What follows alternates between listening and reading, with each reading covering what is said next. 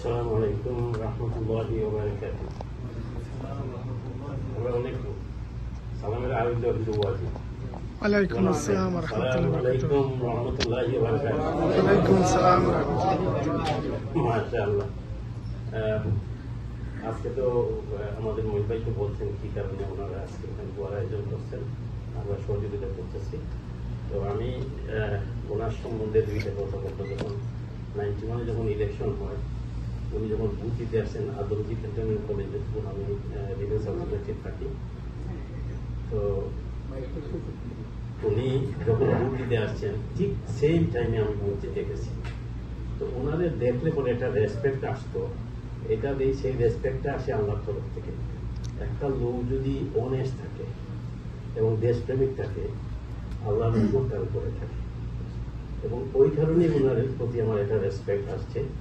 Plus আমার ভাইরা general Sadiq অনেক পুরানো দেওয়ান সাহেবের সাথে পরের বেচেরই, ওনার মিলিটারি সেক্রেটারি ছিলেন। ওনার কাছ থেকে ওনার সম্বন্ধে অনেক কিছু শুনলাম যখন দেওয়ান সাহেব ছিলেন। যাই হোক, ওই সময় ওনার আমি দেখছি এবং ওনার প্রতি আমার একটা রেসপেক্ট তখন থেকে আসছে। প্লাস এত মানে ডেডিকেটেড, উনি একটা দেশপ্রেমিক ছিলেন। এরশাদের একটা পুরো দেশ জুড়ে কারফিউ দিচ্ছে, কেউ রাস্তাতে বের হচ্ছে না। উনি একা মহিলা, একটা ব্যাগ নিচ্ছেন সাথে, আর ওনার মনে হয় একজন কাজের লোক হবে সম্ভবত। বাড়িয়ে গ্যারিসন রোড দিয়ে গিয়ে, তেজগাঁও রোড দিয়ে গিয়ে সোজা হাঁটা শুরু করছেন। At that time she was alone, absolutely alone. Care করেন নাই ট্রাফিকে। তো পরে যখন হাঁটা শুরু করছেন তেজগাঁও রোড দিয়ে টুয়ার্ডস বঙ্গবন্ধু এভিনিউ, লক্ষ লক্ষ লোক দেখছে পিছনে নিয়ে একা হাঁটতেছে, জমা করতেছে। অ্যারাউন্ড 3 লক্ষ লোক ওইখানে গিয়ে জমা দিয়েছে ওনার পিছনে, মানে কাফি ব্রেক করে দিত। দুর্দান্ত সাহসী ছিল, এই কারণে ওনার দিলের মধ্যে দেশপ্রেমটা ছিল, অনেস্টি ছিল, ডেডিকেশন ছিল। আলহামদুলিল্লাহ। তো আমার সৌভাগ্য হয়েছে ওনার সাথে একবারই দেখা হওয়ার তখন, এবং ওই সিনটা আমার এখনো মনে আছে যে ওনার প্রতি আমার ওই সময় একটা রেসপেক্ট আসছে। এবং রেসপেক্টটা কি কারণে আসছে আমি বললাম, কারণ আল্লাহ রহমত যার উপরে থাকে তার প্রতি রেসপেক্ট। একটা রিসেন্ট ঘটনা এখানে দেখছেন, ব্যারিস্টার রেজওয়ান যখন মারা যায়, ওপেন মাঠে এইরকম জানাজা আমি দেখি নাই। কারণ কি, আল্লাহ তারা মায়া করছে, আর ওই মায়াটাই তার দিলের মধ্যে দিল। অনেক লোক আমার সাথে, আমি তো খুব ক্লোজ ছিলাম, অনেক লোক আমাকে বলতো ওনার সম্বন্ধে, তার সামনে দেখুন সে ওনার সাথে আল্লাহ পেশ করে দিবে না, সে বইলে কান্দা শুরু করে দেয়। এইরকম বেগম জিয়া প্রতি এইরকম একটা রেসপেক্ট আছে। এবং দেওয়ার মাসও দেখাই গেছেন দুনিয়ার ইতিহাসে, যখন ওনার জানাজাটা হয়, ওনার লাশটা মাঝখানে আর জানাজা পড়তেছে চতুর্দিকে, মানুষ দাঁড়িয়ে না কোথায়, কয়েক লক্ষ লোকের সম্মান।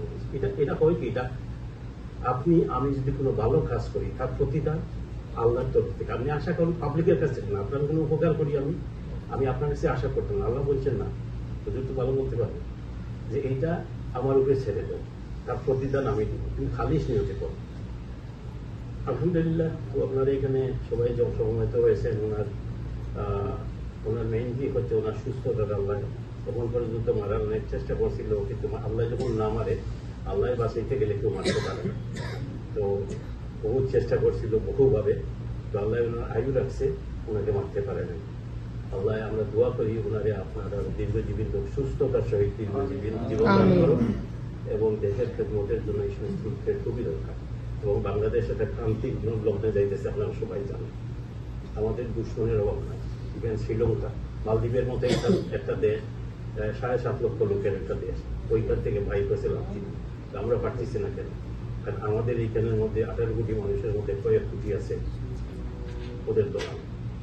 আমি ওপেনলি বলতেছি, আপনারা কে কি মাইন্ড করবেন সেটা ব্যাপার, ওপেনলি দালাল সে ধরা পড়তেছে।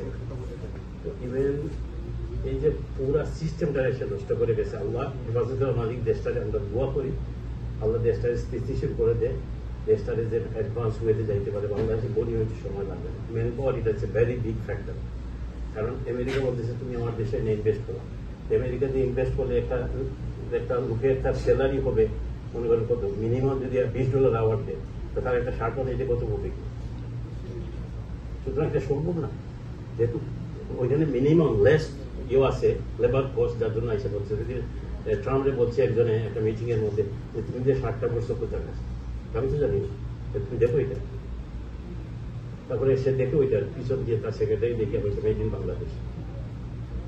Such a quality product Bangladesh করতেছে, ওইটাকে ধ্বংস করার জন্য যথেষ্ট রূপ আছে। আগে যখন বিএনপি ক্ষমতায় ছিল, এই গার্মেন্টসে এখন ওই গার্মেন্টসে, আমি অনেক কিছু জানি রে ভাই, আমি 72 থেকে এগুলাকে দেখছি। আলহামদুলিল্লাহ, এটা বলার সময় নাই আর দরকারও নাই। আমরা যেটা মেইন উদ্দেশ্য, এখানে আমরা সবাই জন্মিত হয়েছি, ওনার জন্য দোয়া করি, আল্লাহ যেন সুস্থতা দান করে এবং দেশের খেদমত করার জন্য তৌফিক দেয়। আমিন। জাযাকাল্লাহ। আসসালামু আলাইকুম ওয়া রাহমাতুল্লাহি ওয়া বারাকাতুহু।